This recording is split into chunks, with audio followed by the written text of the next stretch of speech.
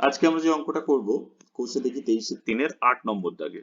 খুবই মজাদার ট্রিকি একটা অঙ্ক, যেটা বলা আছে sine theta plus sine square theta equals two 1 হয়, তাহলে প্রমাণ করি যে কস square theta plus cos to the power 4 theta equals two 1 হবে।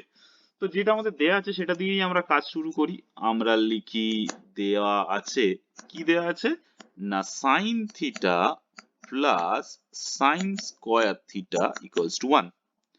তাহলে এখান থেকে আমরা কি লিখতে পারি, sign theta equals two 1 minus sine square theta. দেখো এটা খুব চেনা চেনা লাগছে না, 1 মাইনাস সাইন স্কোয়ার থিটা। কেননা আমরা জানি, কি জানি, আমরা জানি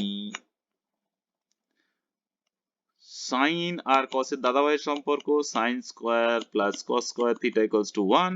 সেখান থেকে কস square theta is equal to 1 minus sine square theta, right?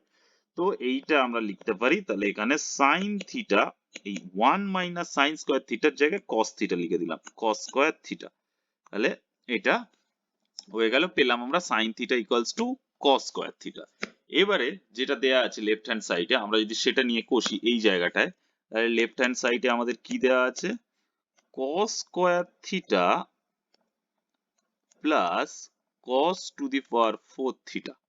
ঠিক আছে, তাহলে এখান থেকে আমরা লিখতে পারি cos square theta is equal to sin theta. তাহলে আমি এখানে লিখলাম sin থিটা প্লাস, এইটাকে এরকম করে লিখতে পারি cos square theta plus cos square থিটার হোল স্কয়ার, যেটা হচ্ছে টু দি পাওয়ার 4 হচ্ছে। তার মানে এখান থেকে sin theta plus cos square theta মানে কি, আবার sin থিটা, তো sin স্কয়ার থিটা।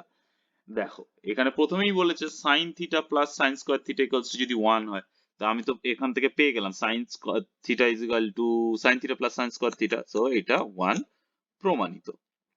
এটা খুবই মজাদার অঙ্ক।